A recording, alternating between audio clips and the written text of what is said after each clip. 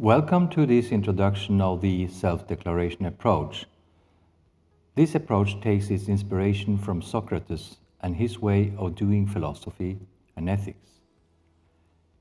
Socrates went every day to the marketplace, talking with people, all kinds of people, physicians, lawyers, carpenters, women, and even slaves. And he asked them the same questions. What is courage? What is friendship? What is temperance? What is knowledge? What is health? What is wisdom? And the first reaction from all of them was, why do you ask us such simple questions? Don't you know what courage is? Don't you know what friendship is, etc.? Then, during the conversation with each of them, Socrates made them understand that the answer to these seemingly simple questions were much more varied and complex than they had thought at the beginning. How can we use this approach to teach research ethics and research integrity? Our suggestion is that you start with the following questions, asking the participants, how many of you have the ambition of becoming good researchers, really good researchers? You probably have to wait some seconds, maybe a minute, before the participants start raising their hands. And in the end, probably all of them have raised their hands. Then you continue to ask them, but what does goodness in research mean? And then you invite them to reflect on this by presenting to them a whole range of expressions from everyday life where the word good is included.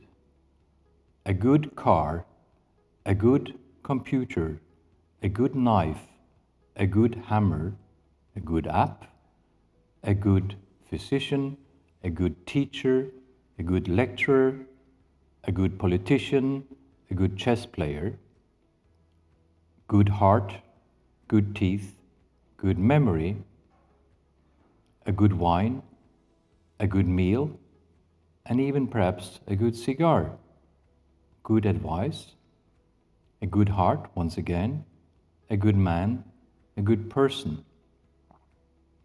And after you have presented this list of everyday expressions, you invite the participants to reflect on how you could group these different expressions and why you group some of them together. And you ask them to try to put a name on these different types of goodness. So then you start with the first expressions. What makes it reasonable to put a good car, a good computer, a good hammer, a good knife, and a good app together? What kind of goodness are we talking about here? And you encourage the participants to identify one adjective that should be put before the word goodness. And when it comes to this first type of goodness, instrumental goodness, Rose will reflect now briefly on how this type of goodness relates to goodness in doing research. So the first set of goods that we will be putting together would be a good car, a good hammer, a good tractor, a good computer app, a good computer program, a good ruler, a good flask, a good pen. What do these goods have in common? So give your participants at least like a minute or two to give adjectives. But the adjective that you are aiming for is what we call instrumental goodness. Okay? So imagine doing your research without a good computer, without a good voice recorder if you need one, without a good flask if you need one, without a good program whatever program it is that you need for your research. Your research is virtually impossible without the right set of instruments, that is, good set of instruments. So instrumental goodness is obviously necessary for good research. Now take this as a cue to involve your participants in the discussion by giving in some of their responses in their self-declaration sheets. Remember that as a trainer, you would have asked your participants to submit their filled out self-declaration sheets at least a week before the session. With the consent of your participants, you could also include some of their responses in their self-declaration sheets in your PowerPoint. This way, you're able to involve your participants better in the discussion. With that said, we move to the next type of goodness. So I now bring you back to Jan Helge. Let's then move to the second type of goodness. And we suggest that you invite again the participants to reflect on what makes it reasonable to put the expression a good lecturer, a good politician, a good chess player in the same group. What do they have in common in terms of goodness? And you ask the participants to come up with suggestions, and hopefully, after some suggestions, you will arrive at the agreement that what makes it reasonable to put these three in the same box is that they are all good at something. Then you invite the participants to identify a suitable label, as in relation to the first group, where the label was instrumental. And again, they should look for an adjective. And the appropriate adjective here is technical goodness. Then you invite the participants to reflect on how does this kind of goodness apply in research, and to help them to come up with more concrete suggestions. You could suggest to divide the research phase into three. First, you have the search or planning phase. Second, you have the acquisition and interpretation phase. And third, you have the communication and application phase. So how does technical goodness apply in these three different phases? Well, when it comes to the planning phase, for example, the ability to identify the most original, relevant, interesting, fruitful research questions require some sort of technical goodness. Similarly, in the acquisition interpretation phase, the ability to sift through huge amount of carefully collected data and come up with plausible, interesting, relevant and fruitful interpretations require technical goodness. And likewise, in the third phase, in the communication and application phase, the ability to write a paper in a good way that is coherent, that makes the message comes out, that requires also some technical goodness. So with those words, let us then move to the third type of goodness, and I invite Rose to reflect with you on this type of goodness. So the next set of goods that we will be putting together would be good lungs, good heart, good engine, a good internet connection, and a good peace process. So what do these goods have in common? As before, give your participants a minute or two to think of adjectives on how best to describe these goods. But the adjective you're aiming for is what we call functional, or shall we say functional goodness. Now, how is functional goodness relevant in research? For most researchers, these functional goods would be the goal, or shall we say also the topic of their research. So a medical researcher would want to research on a good heart or the good functioning of the heart or what affects such functioning, or good lungs, what affects the functioning of good lungs, or how do we develop good lungs. An IT specialist would want to look into how specific devices work with specific type of internet access. An engineer would want to look into the good functioning of an engine, or what affects such functioning, or what improves such functioning. And a peace studies researcher would want to look into what affects the good functioning of a peace process. Now take this as a cue to involve your participants to give their own examples from their self-declaration sheets, or to give simply their thoughts on how functional goodness is relevant in their research. With that, we go to the next type of goodness. So I give you back to Jan Helge. The fourth type of goodness is in many ways the most delicate and challenging to address and talk about. And it is this kind of goodness that is alluded to in the following expressions: a good wine, a good meal, a good rest. So invite again the participants to try to identify what is it that these three expressions have in common.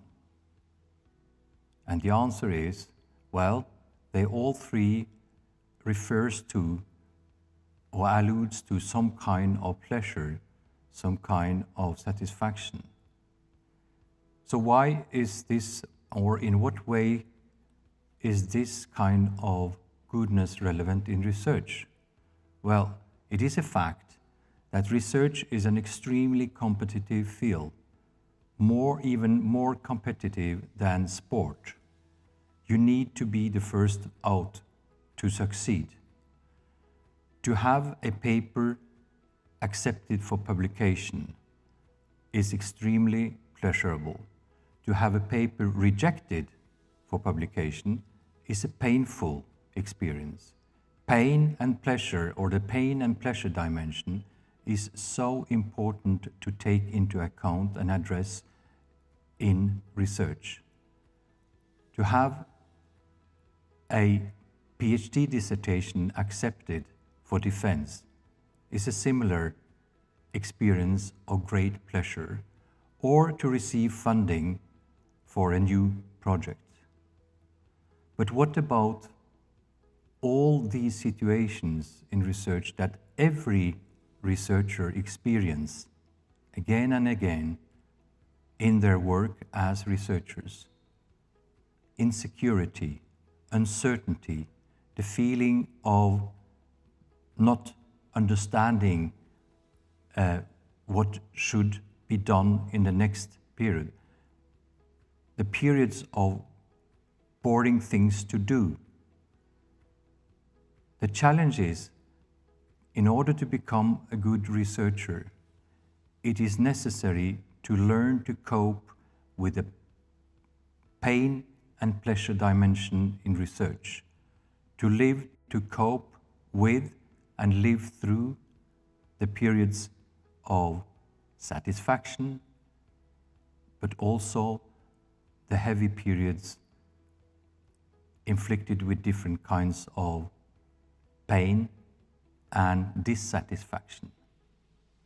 Critique is a fundamental virtue in research. But if this epistemological virtue is not paired with the ethical virtue of kindness, then the workplace can become a hell. Everybody is suffering. So we suggest that when you talk about this dimension or this type of goodness to the participants, you should put emphasis on the importance of not neglecting this pain and pleasure dimension of research. So then I give the floor again to Rose, and she's going to introduce you into the fifth type of goodness. So the next set of goods that we will be putting together would be a good plan, a good advice, a good work environment, and a good opportunity. What do these goods have in common? As you did earlier, use this as an opportunity to involve your participants by asking them of an adjective that would describe these set of goods. But the adjective you're searching for is what we call beneficial. And therefore, we're talking about beneficial goodness. Now, how is beneficial goodness relevant in research? A good advice is something that a good supervisor gives his or her PhD fellow. A good work environment is necessary for a researcher or any employee for that matter to stay in the institution where they're working in. And a good opportunity keeps a researcher and maybe the staff employed and thereby making research possible. Simply put, beneficial goodness is necessary to keep research going.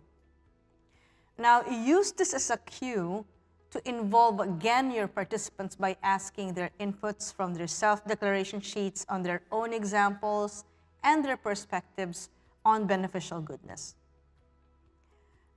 With that, we go to the next type of goodness, and I give you back to Jan Helge.